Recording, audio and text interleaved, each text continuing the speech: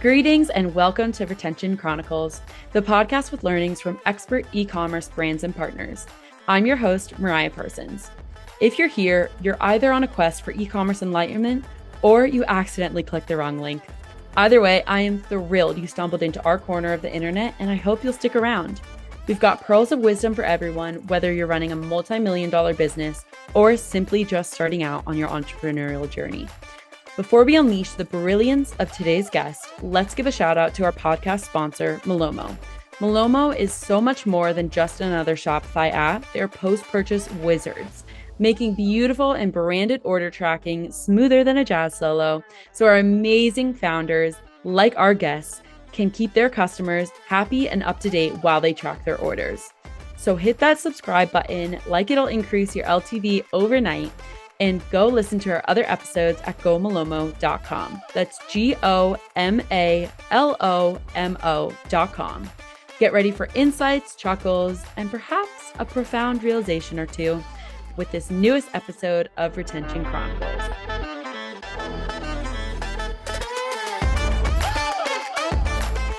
Hello, everyone, and welcome back to Retention Chronicles. Super excited for our guest here today, as I always am. Jonathan, thank you so much for taking the time today. I'm super excited to learn a lot more from you and just have a great chat. So if you would do us the pleasure of introducing yourself, tell us a little bit about your background, that would be great. Awesome. Well, thank you very much for having me. My name is Jonathan Penna. I'm the co-founders and CEO of a company called ORBYT Group. We're a very small e-commerce aggregators, and we have two brands. One is called ORBYT Skin, and the other one is called Azio Beauty. In that sense, so love it. So, can you expand a little bit on like how you got into this space? Because I think it's always interesting with e-commerce being, air quotes, relatively a new industry, how someone lands in this space, because I very much felt like I was enticed by the community and the team we have at Malomo, but knew nothing about e-commerce before getting into it. So it's always a fun backstory to dive into. Can you share a little bit more about that? 100%. So in reality, and I'm French, and this is going to be super cliche, but I used to have a bakery. Oh my gosh, stop it. That is so amazing. I promise you, yeah. So the story started like in 2019. We essentially raised about £1 million to basically build like a B2B bakery that was essentially delivering to hotel and restaurants. And the little story, so we spent 1 year building this business, and we literally launched the 1st March 2020. So it's like literally 20 days before COVID lockdown. Oh my gosh. Wow. So when we launched, we had about like £2.5 million of like contract signed with like big hotel and big restaurants. And all those contracts went to smoke. Obviously, COVID is like force majeure type thing. Mm-hmm. And we had about 20 staff when we launched. It was a pretty big operation because to make bread, you need a lot of people, etc., especially at big scale. And yeah, very quickly I was like, fuck, the market is too fucked to even think of scaling in this industry.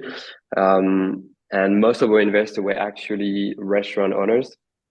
So we were like, look, we haven't spent most of the money, so we basically shut down the business, returns the fund to investor, and then I was just left with a business that just fall apart because of a pandemic, no job, and the only stuff to do with e-commerce in that sense. So that's really how I end up in the space, really. Okay, so is it right after the bakery and expanding on the B2B side of that you dive into ORBYT Group and start doing some stuff there? Yeah, when I started, in reality, it was, to be honest, I was just purely like trying to sell a bit of everything in that sense. I was just trying to get better on marketing, trying to understand how we worked, etc. And to be frankly honest with you, I literally bought a course online. And I sit down in my room for like 2 months. Didn't really see much of the light outside, and just try to like launch brand, etc., etc.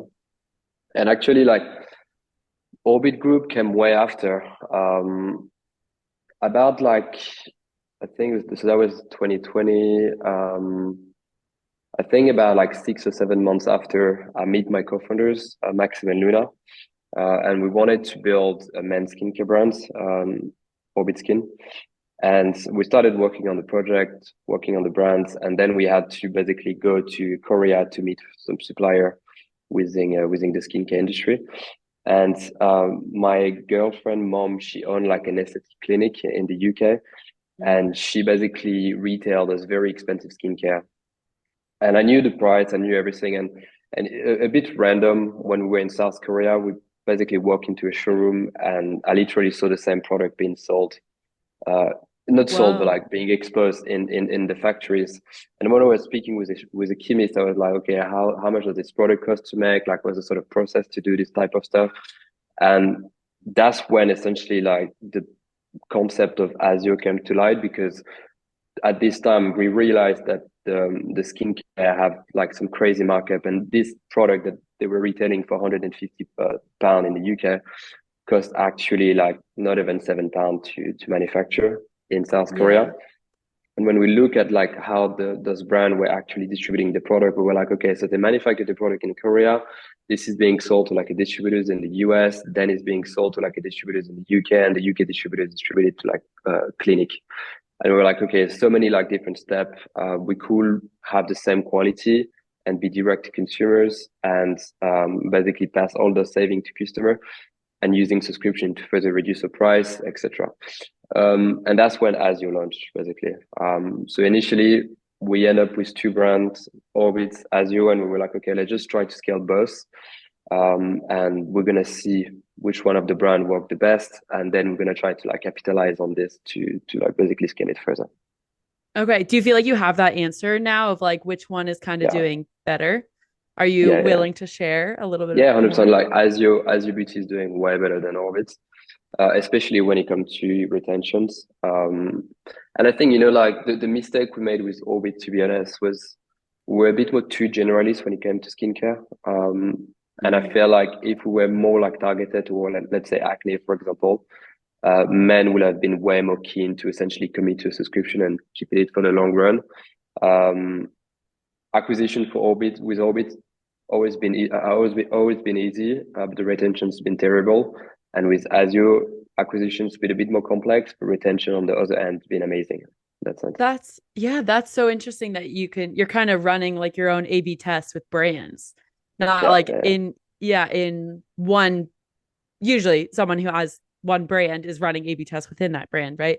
But being able to kind of compare the similarities and differences between the two brands and see like acquisition is higher on one but lower on the other and then vice versa. Do you have any insight of as to why that is, or do you think that's really because like the messaging was it sounds like a little bit more tailored for Azio yeah. Beauty than for ORBYT It's Skin? clearly, I think it's clearly, like the offer that we had for ORBYT was mainly focused on like having like a reduced trial to try our product. ORBYT Mm. was a subscription first brand.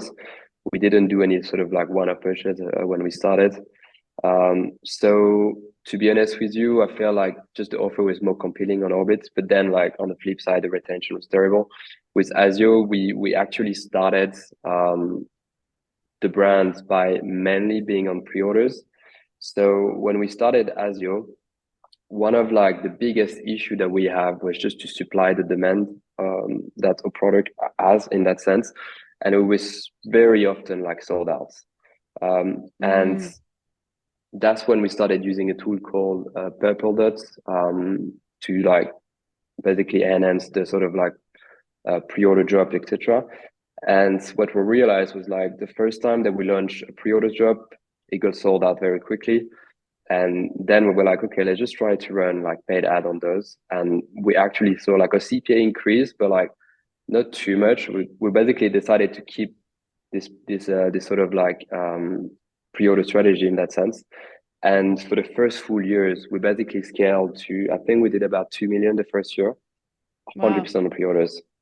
So it was That's mainly pre-order crazy. job. Yeah. And Wow. then after, Okay. so, and then after like when we started to have more cash, and it actually enabled us to create like this beautiful negative cash flow conversion cycle, because we're actually pre-selling our product before to have to pay for them, which, in an ideal world, that's where you want to be when you run a brand. So this basically enabled us to scale very quickly without external capital in that sense. And then after, like, we use this pre-orders build up at our advantage when we launch our subscription offering, because one of the main perk when you subscribe to a brand, we were like, okay, if you subscribe, you basically are guaranteed that you have your order coming regularly. So you don't need to go through like the pre-order pain that you had since 1 year. And that's why, like, I think the first month that we launched the subscription, we had like 6,000 subscribers straight away, basically. Wow. Okay, so I want to drill into this a little bit because it's interesting to me, like the pre-order side of things. I feel like, and I'm curious if you agree, you see this a lot with like celebrity brands or like someone who already has a really big following of like pre-launching something and then having major success with kind of this strategy around like FOMO marketing. So, do you think that was what was lending success to this of like seeing that other people have it and then wanting it and then running like ads on the like saying the pre-orders, or do you have any idea as to why you saw you could get to 2 million in revenue based off of I this think strategy? Because we haven't talked to another brand who's kind of seeing this, except for one agency that kind of works with pre-launch brands and they're okay. more creator brands, so I'm I curious. think I think to be honest with you, like we've done this because we didn't have any other option. We needed to sell. We didn't have any stock, and the only way to take money now and to fulfill the order later was literally doing pre-orders. So initially, we really pushed it out because we needed this money to get into inside of the company, and I felt like if, for this to work, you need to have a good product, and you need to have customers that are willing essentially to wait for like 3 weeks to, like, when we started, like we had a 2 month delivery time frame, so it was massive.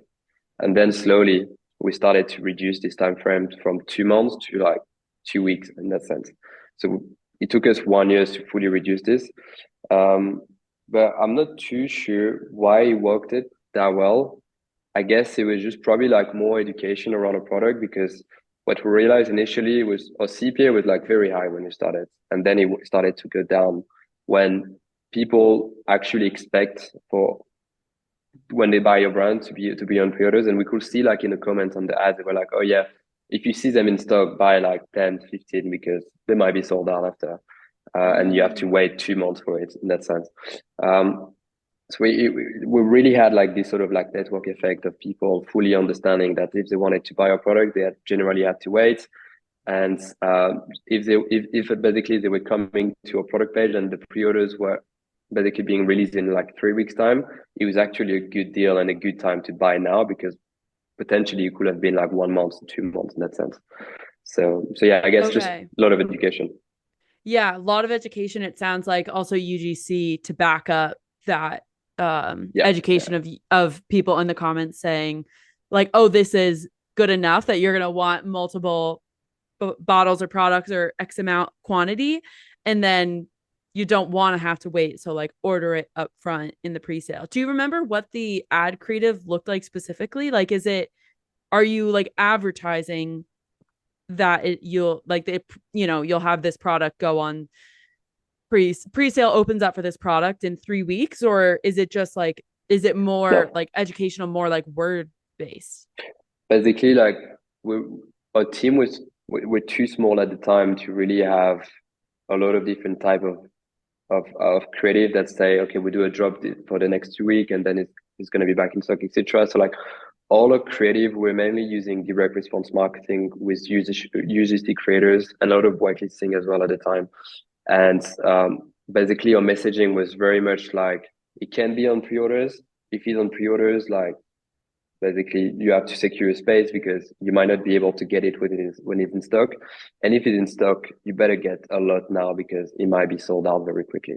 So we had like this evergreen type messaging that could work whether it was on pre-orders and whether or not it was on like fully in stock in that sense.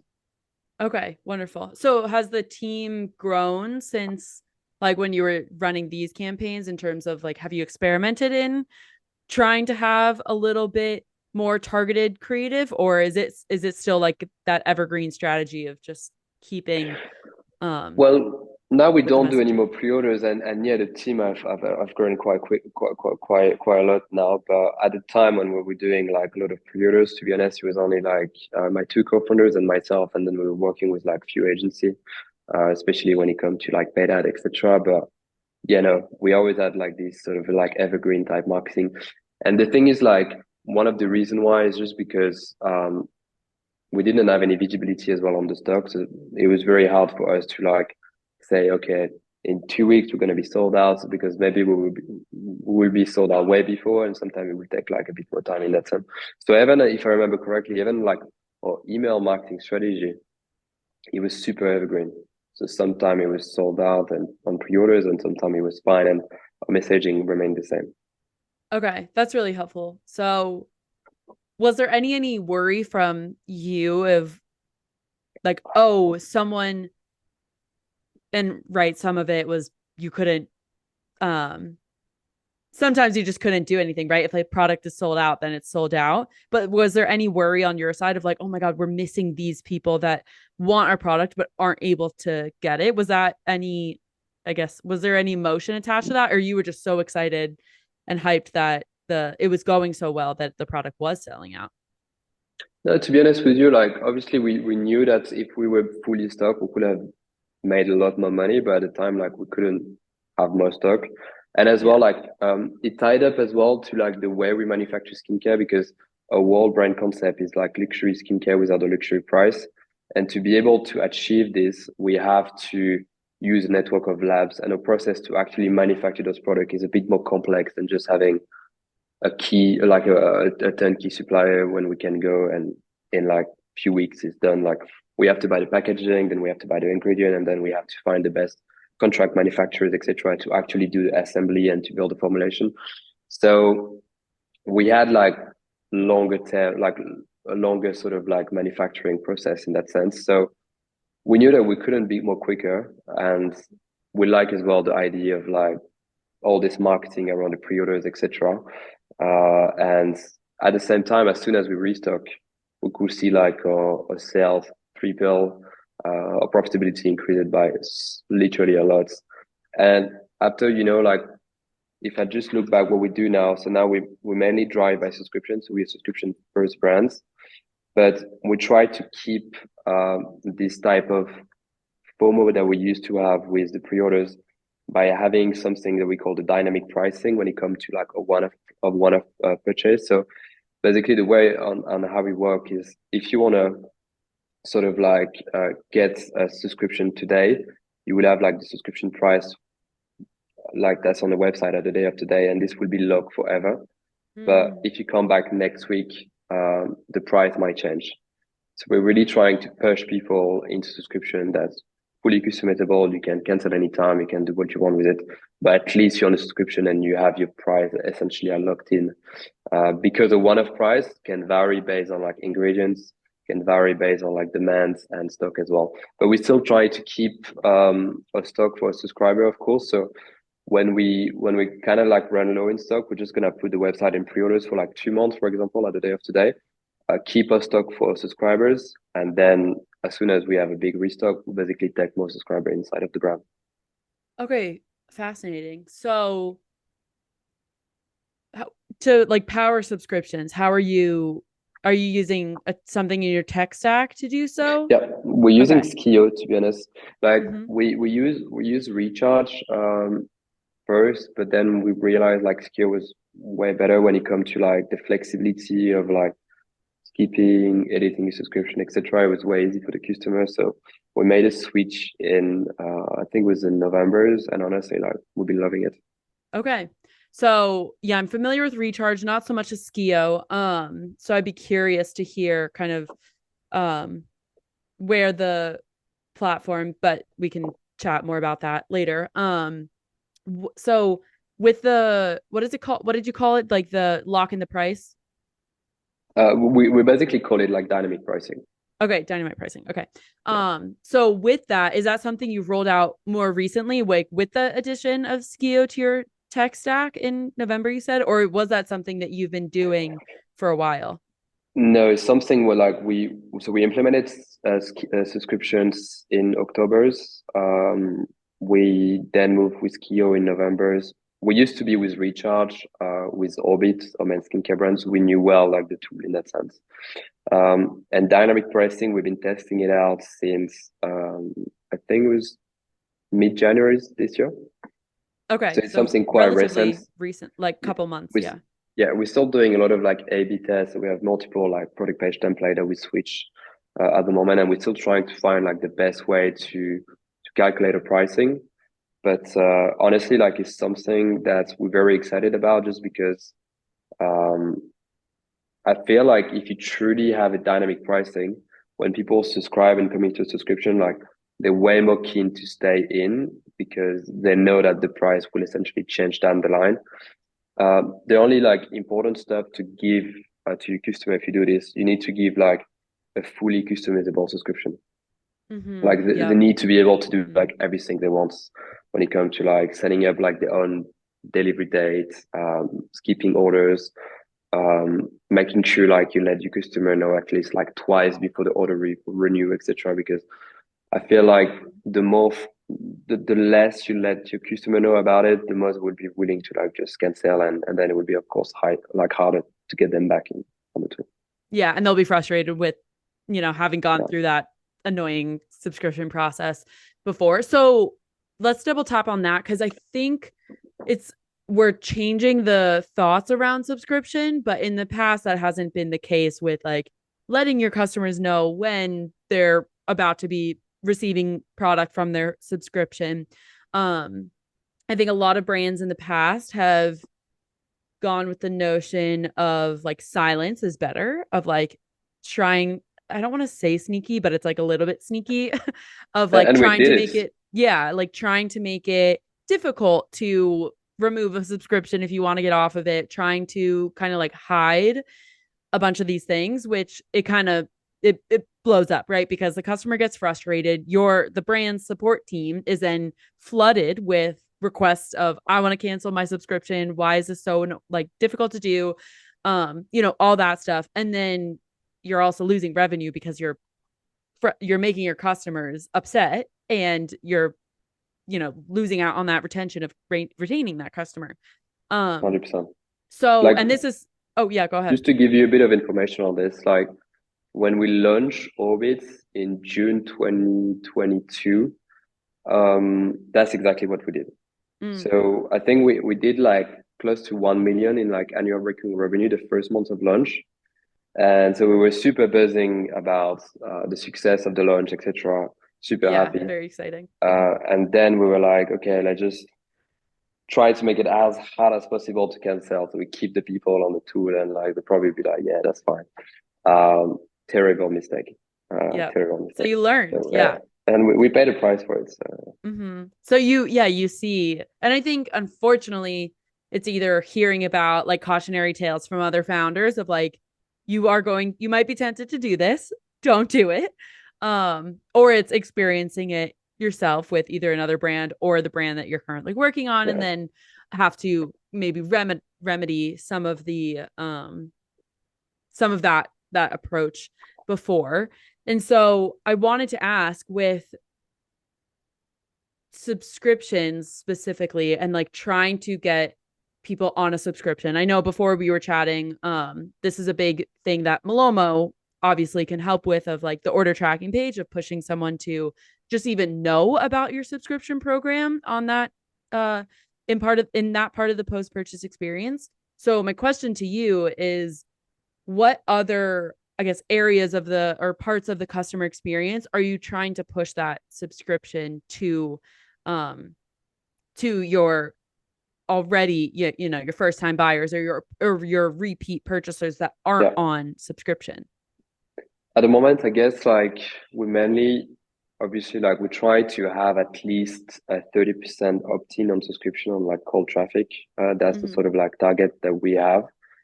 And of course, like sometime when our base pricing will be higher because we have low stock, so we decide to essentially like put the one-off purchase at like let's say £50, and the subscriptions price stay at £24 or whatever is the price today.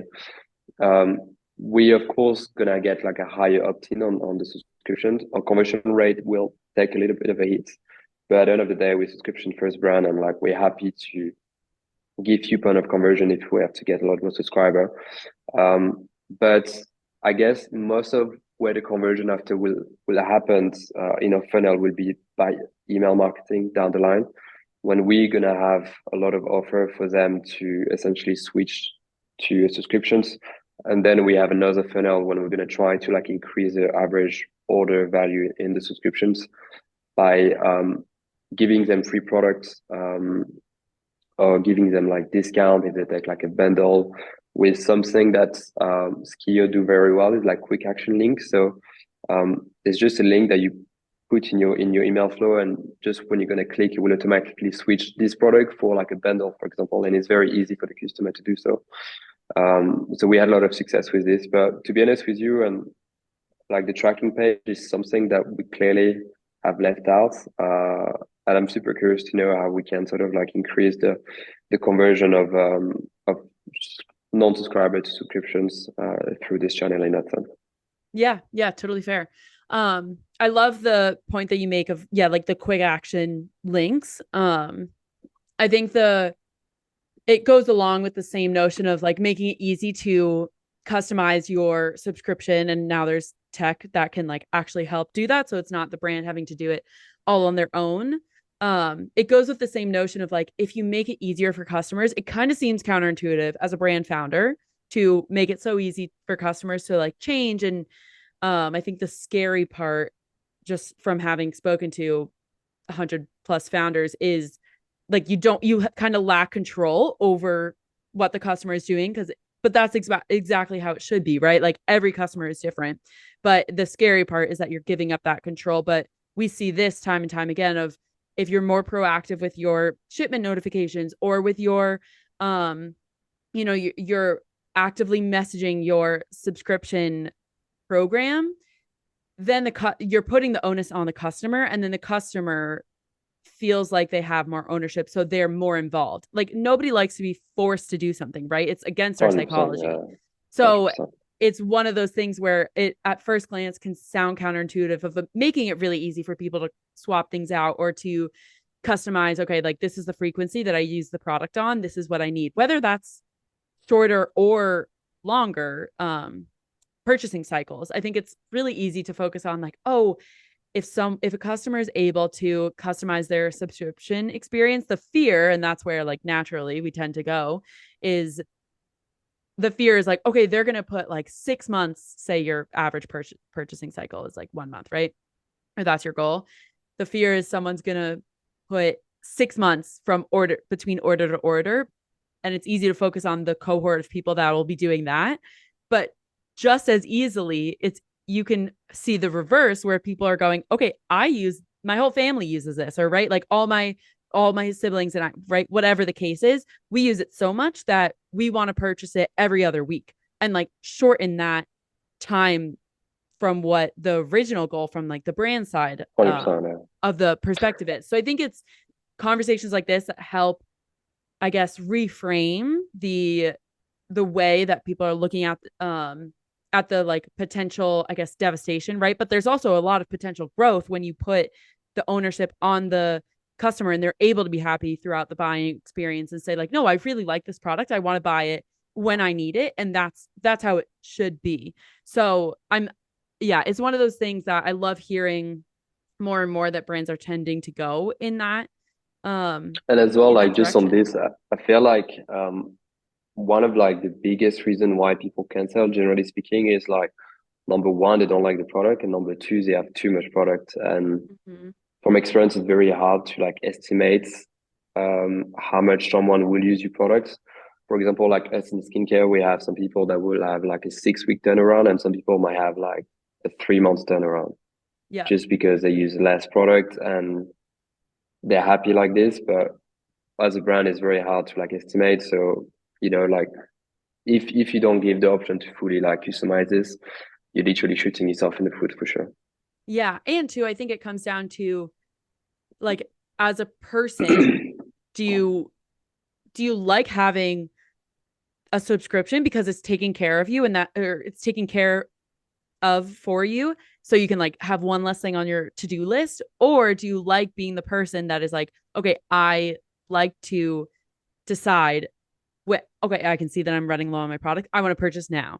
And so it's like, even just as person to person, like I know myself as a buyer, I tend to subscribe to things that obviously I know I want and need because it's like one less thing that I have to do. Right. So if I can like set up the cadence where I know this is, I've used this product for X amount of time and I'm going to go through it this quickly, I can set it and forget it. That's easier for me because I'd rather have that. But I do know some people where it's like, I don't want any secret hidden fees where it's I'm not expecting them to be charged to me and all this other stuff where they would much rather go and click that button every single time because it makes them feel better. So even like going from the how they're using the product and just how as a person they are, I think the customizability that these subscription programs are giving customers, it really helps. And like it sounds like what you said around the option of skipping all the middle people, of going from the manufacturer to getting the product in store, you went D2C. And that is the beauty of talking directly to the consumer, is you get to market and be so personalized to the consumer, in this 100%. type of business, that it's so much fun. And so so much of such a newer age, I feel like, of the customer experience and marketing and all of that in general. 100%. And Evan, like the funny thing is like last day, so we track like this cohort of customer that subscribe will cancel straight away. Mm. And really often like they just cancel straight away just to make sure, as you mentioned, there's no hidden fee and they can actually cancel. But Ah. it's about 20% of those customers that will then straight away start another subscriptions with another product, and then it will merge the subscription together and it will keep the subscription up to running in that sense. So it's a bit like, they just want to make sure they can actually cancel. And when they see that everything is working fine and like they can fully cancel and there's no hidden fees, etc., they will be like, okay, I'm actually going to resubscribe and maybe add another product that I think will be good for me. And then after they will just stay and not cancel the subscription straight away, which is funny. Yeah.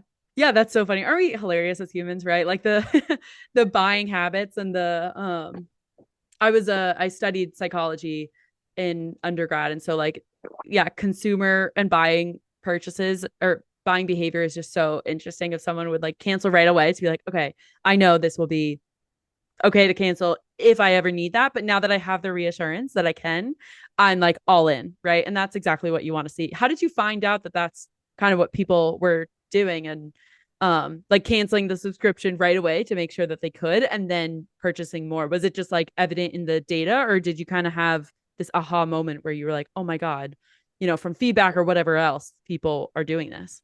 No, no, no. So we're kind of like super data driven. So we like just trying to understand like what type of people cancel, what are like the main reason for cancellation, because then obviously will help us to sort of like tailor the program for like future people. But and no, to be honest with you, it was like just a metric we couldn't track natively in Skio, and we wanted to like understand like this first sort of like customer that cancel straight away.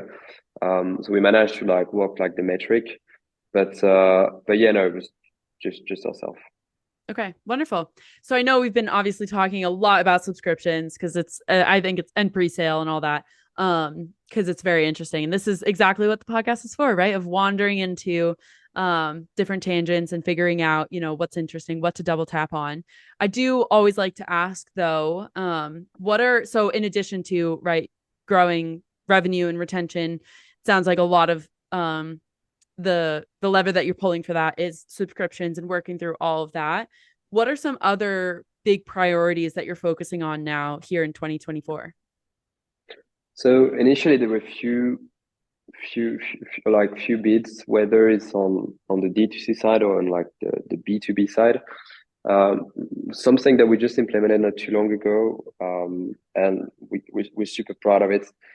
It's we basically went from having a first response time. I think we were about like 6 or 7 hours when it comes to customer support, Now we're down to about 20 minutes blended, Mm, which is great. And personally, like I hate having to wait too yep. long when I have an issue.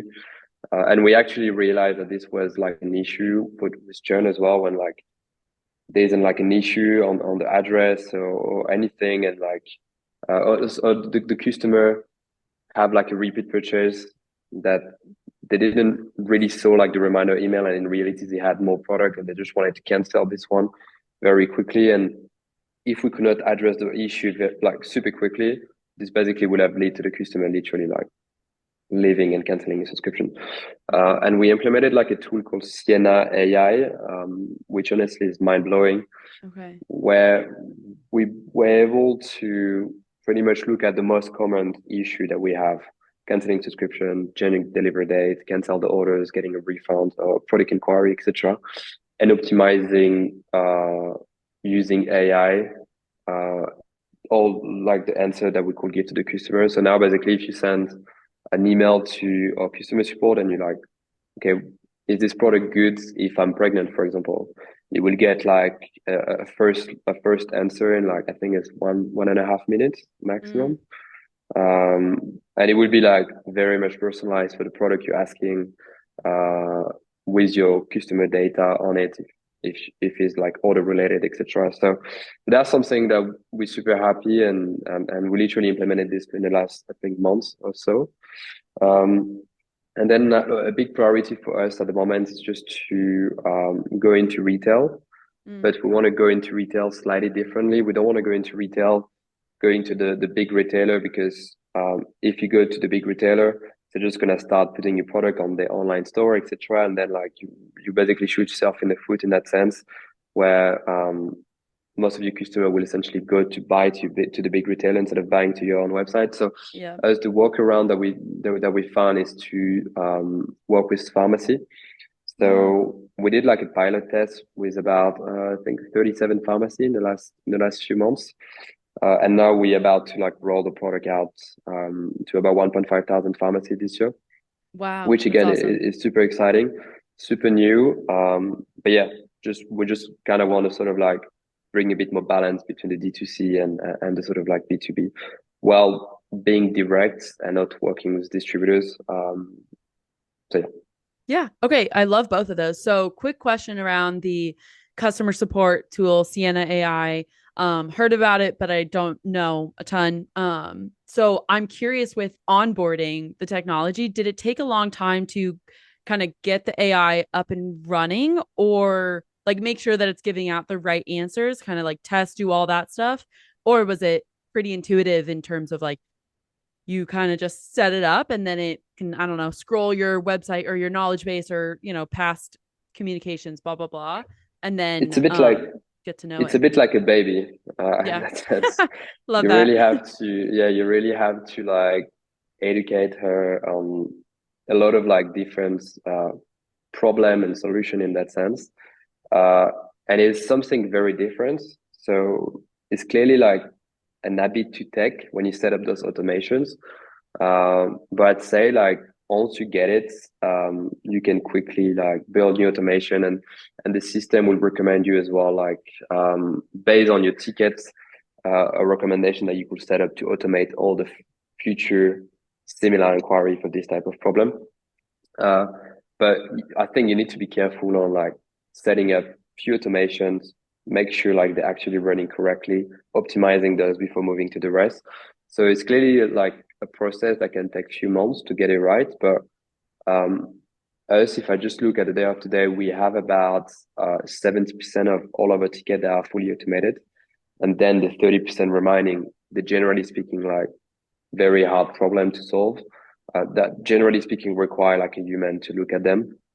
Mm-hmm. Um, so yeah, no, I'd say it's for like the sort of amount of work that you can produce down the line. I think the onboarding is quite fast Yeah. And two, I mean, the argument can be made of if you're onboarding a human, right, to like respond to those as inquiries well. as Yeah, well, it takes a 100%, long time, right? Like training wheels. You have to 100%. you can't just you have to on ramp them and whatnot.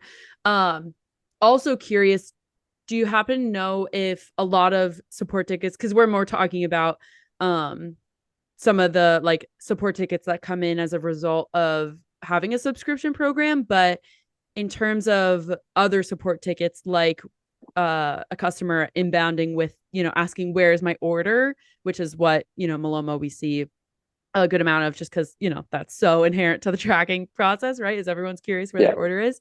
Does that Sienna AI tool help with those types of um support tickets as well?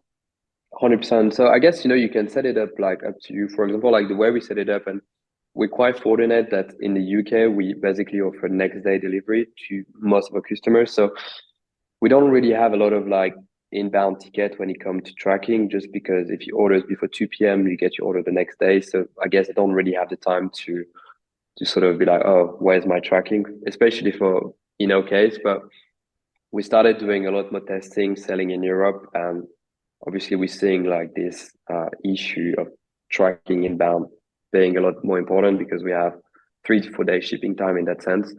And at the day of today, Sienna will essentially just send back to the tracking page, like the carrier tracking page, because we set it up as it is. But you can basically put any link in that sense. You really train it to do whatever you want. So Mhm. we can put Malomo sort of tracking link. It's no problem. Yeah, all that fun stuff. Okay, wonderful.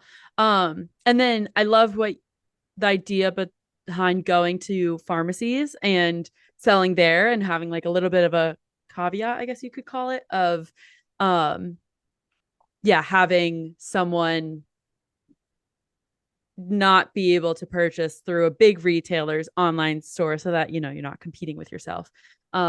So I think that's a great idea. I hope other founders who are listening maybe are thinking through, the what makes sense for their brands But and knowing that could be an if you option. think about it as well, it's not just this. It's like any big retailers, they might have like some very tight requirement that you need to meet. For example, like I know for a fact that a lot of retailer will give you like an hour slot to do your delivery. And if you Mm, don't meet this hour slot, they might give you penalty on your invoice. mm, Then they might have like very long payment terms. And if you look at the reality of started working with this big retailer, it's actually very easy to work with them. They will give you your shot as a brand because they love working with new brand and they love bringing fresh meat into the grinder in that sense. yeah. But it's actually very hard to stay with them on the long run. Again, because they have really big requirements. And the thing is, like, if you go and work with like a tier one retailer and your product end up working very well, you might not have like the operations when it comes to the product demand, etc., to be able to like sustain the scale with them, especially if they have like very long payment time, etc. So they might give you a shot, your product might work very well, but then because you're not able to sustain the scale, they might pull you out of the essentially like the network of brands. And I think once you're out, you out. It's very hard to get back into it. Yeah. So as a strategy, like obviously we want this very big retailer, and we're not saying we never want to work with them, but it's just the sense of like, okay, if we start working now with pharmacy, obviously the volume is like way smaller. On average, we make about £500 a month per pharmacy. But if you look at the UK pharmacy market, I think there's 15,738 pharmacies. So we can make a lot of money with those pharmacies. But at least, we can sort of like build operations to the point where once we have most of the small pharmacy, we'll go see the big retailer and then we're going to be everywhere. And it's the time for us to open a new market in that sense. And that's a Yeah. bit how we see expansion. We don't want to be worldwide straight away. We kind of want to focus on one market, scale it up, and then once we're pretty much everywhere, move to a new one in that sense. Yes. Yeah. I love that tactic. Okay. Well, I'm going to wrap us up because I feel like we can keep chatting. If I don't, I want to be respectful of our time. But Jonathan, this has been so great. It was great learning about kind of the strategies that you all are pursuing without or pursuing and like the uniqueness, I guess, of them with the pre-sale and really trying to think through like dynamite pricing, with saving and having a customer locked in at a specific price and like providing value that way. So thank you for taking the time. This is such a joy, and I can't wait to continue to follow, what you all are doing and what new innovation you all are bringing to the market. Thank you very much, Maya.